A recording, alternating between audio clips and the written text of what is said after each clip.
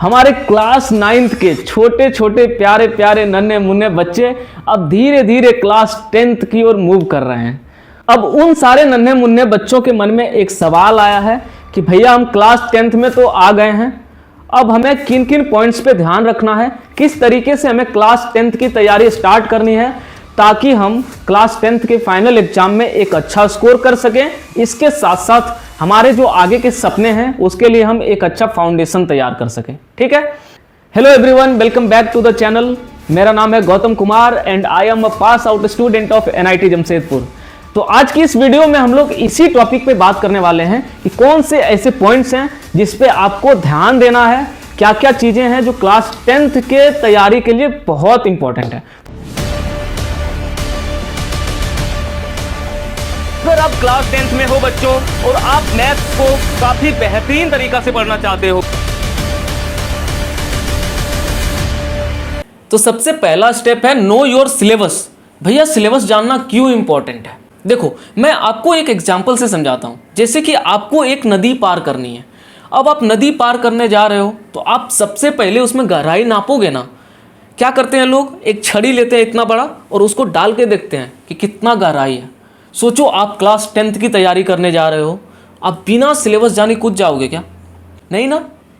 आपको class 10th के हर एक सब्जेक्ट का सिलेबस पता होना चाहिए कि किस सब्जेक्ट में कितने चैप्टर्स हैं और किस चैप्टर से कितने क्वेश्चंस पूछे जाते हैं। दो बातें यहां पे मैं बता रहा हूं। आपको क्या करना है, हर एक सब्जेक्ट का पहला पेज पे, हर एक सब्जेक्ट का जो नोट्स है आपके पास, पहला पेज पे उस सब्जेक्ट का सिलेबस लिखा होना चाहिए। उसमें कितने चैप्टर हैं, हर एक चैप्टर्स का नाम लिखा होना चाहिए और हर एक चैप्टर के राइट साइड में उस चैप्टर से कितने क्वेश्चंस आते हैं ये लिखा होना चाहिए।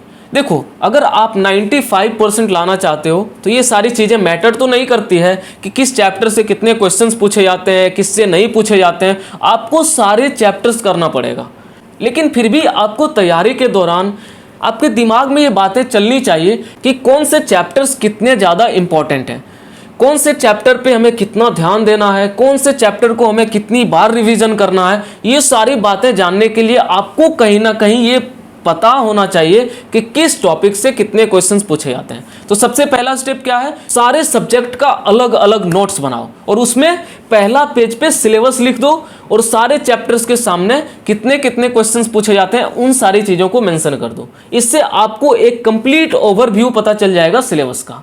अब दूसरा स्टेप हमारा क्या है, क्लैरिटी ऑफ कॉन्सेप्ट। अब आपने पढ़ना स्टार्ट किया, हर एक सब्जेक्ट को आपने पढ़ना स्टार्ट किया, चाहे आप यूट्यूब से पढ़ रहे हो, चाहे आप कोई ऑनलाइन कोर्सेस लिए हो या फिर आप ऑफलाइन पढ़ रहे हो, कहीं से भी अगर आप पढ़ रहे हो तो आपको हर एक सब्जेक्ट का कॉन्सेप्ट एकदम क्रिस्टल क्लियर रखना है। किसी भी प्रकार का डाउट नहीं होना चाहिए। आप जब क्लास में बैठो तो हर एक चीज़ों को बड़े ही ध्यान से समझो, हर एक चीज़ों को एकदम प्रैक्टिकल वे में पढ़ो। किसी भी प्रकार की डाउट आने पे तुरंत हाथ खड़ा करो और उन कॉन्सेप्ट को क्लियर करो। तो तीसरा स्टेप से हमारा रिवीजन।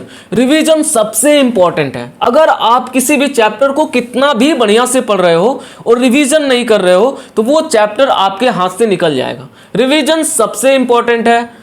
जो भी चीज़ें आपके क्लास में पढ़ाई जा रही है, जो भी चैप्टर्स आपके करेंटली चल रहे हैं, उन चैप्टर्स को तो बार बार रिवीजन करना ही है। इसके साथ साथ जो चैप्टर्स कंप्लीट हो गए हैं उन चैप्टर्स का भी आपको रिवीजन करना है ताकि वो चैप्टर भी आपके दिमाग से ना निकले।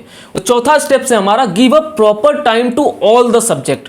आपके क्लास 10th में जितने भी सब्जेक्ट हैं उन सारे सब्जेक्ट को आपको एक प्रॉपर टाइम देना है। ऐसा नहीं कि आप साइंस पकड़ के बैठ गए हो और पूरा दिन साइंस ही पढ़ रहे हो, आप मैथ्स पकड़ के बैठ गए हो तो पूरा दिन मैथ्स ही पढ़ रहे हो। आपको सारे के सारे सब्जेक्ट को एक प्रॉपर टाइम देना है।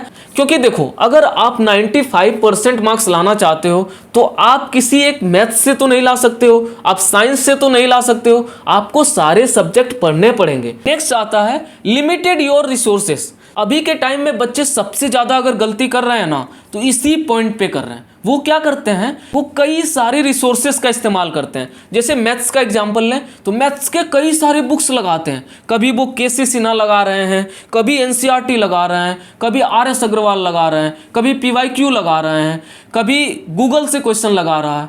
फाइनली पता है रिजल्ट क्या निकलता है, 0 बट्टा सन्नाटा। क्योंकि आपने जितने भी क्वेश्चंस बनाए उन सारे क्वेश्चंस को रिवीजन किया? उन सारे क्वेश्चंस को आपने दिमाग में सेट किया? नहीं, क्योंकि आपने बहुत सारे क्वेश्चन बना लिए और एंड में आपके दिमाग में कोई भी क्वेश्चन नहीं रहा।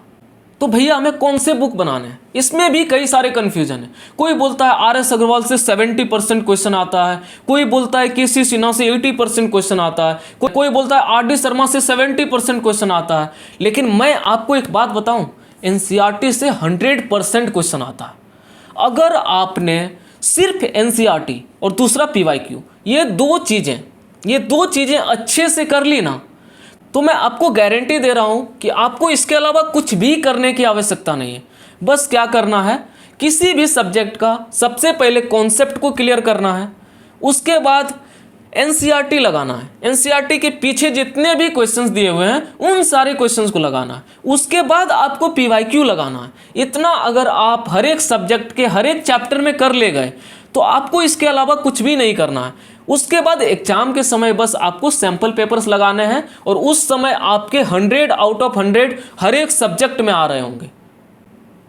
इसलिए आपको बहुत सारे रिसोर्सेज के पीछे नहीं भागना है, आपको बस ये दो चीज़ें पकड़नी है कि हमें NCERT करना है और PYQ करना है, बस ये दो चीज़ें।